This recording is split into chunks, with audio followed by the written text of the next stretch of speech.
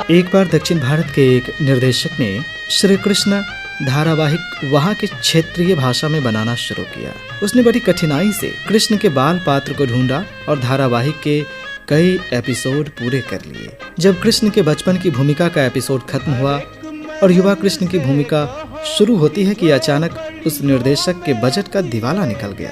किसी कारणवश उसका सारा पैसा डूब गया, जिस कारण धारावाहिक बंद हो गया। लेकिन कई वर्षों के बाद जब निर्देशक की आर्थिक स्थिति मजबूत हुई तो वह पुनः अपने श्री कृष्ण धारावाहिक के शेष एपिसोड की शूटिंग चालू की। उसे युवा कृष्ण का पात्र तो मिल गया, पर अब कंस की भूमिका के लिए सही पात्र उसे नहीं मिल रहा था।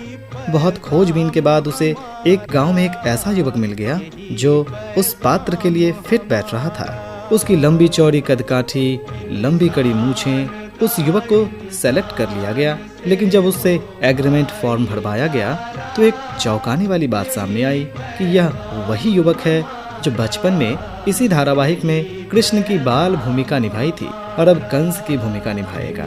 श्रोताओं, इस कहानी की वास्तविकता से अथवा कल्पना से हमें कोई वास्ता नहीं है, पर यह घटना हमें एक अनमोल सीख दे रही है जो आप भी समझ गए होंगे। इस जहां में कोई भी इंसान कंस बनकर कहने का आशय क्रूर प्रवृत्ति लेकर नहीं आता।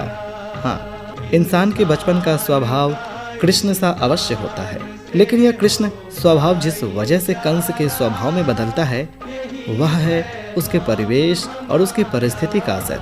हमारे घर का या फिर हमारे समाज का कोई भी बच्चा बड़ा होकर कृष्ण सा समाज हितैषी बनेगा या फिर कंस सा अत्याचारी, यह अभिभावक और समाज के प्रत्येक बुद्धिजीवी पर निर्भर करता है। हम आप उसे जैसा वातावरण देंगे वह वैसा ही बनेगा। यह सर्वविदित भी है।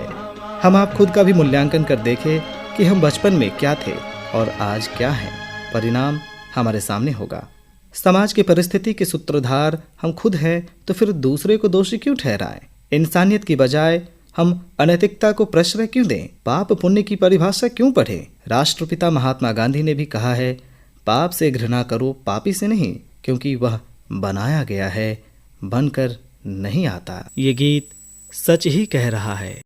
ऊपर गगन विशाल, नीचे गहरा बादल, बीच में धरती, वाह मेरे मालिक तूने किया कमाल। अरे वाह मेरे मालिक क्या तेरी लीला, तूने किया कमाल, तूने किया कमाल। ऊपर गगन विशाल,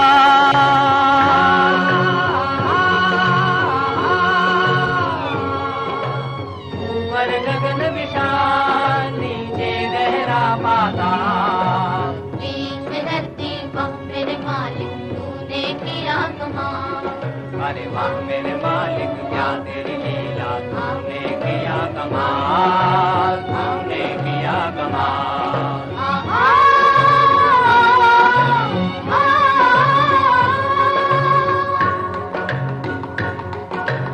एक फूंक से रच दिया तूने सूरज अगन का गोला, एक फूंक से रचा चंद्रमा, लाखों सितारों बटोला।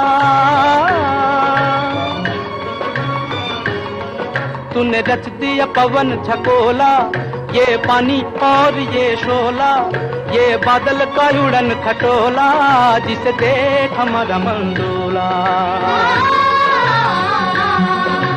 सोच सोच हम करें अचंभा, नजर नया का एक भी खंभा, फिर भी ये आकाश खड़ा है, हुए करोड़ों साल, मालिक तूने किया कमाल। ऊपर गगन विशाल,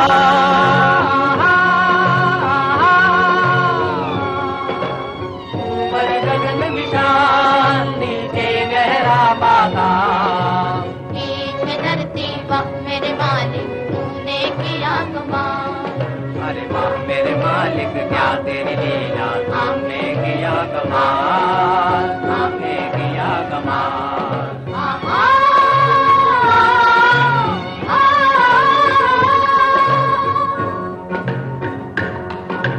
तूने रचा एक अद्भुत प्राणी, जिसका नाम इंसान, जिसका नाम इंसान।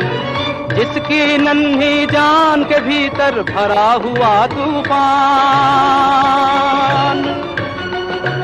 इस जग में इंसान के दिल को कौन सका पहचान, इसमें ही शैतान छिपा है, इसमें ही भगवान।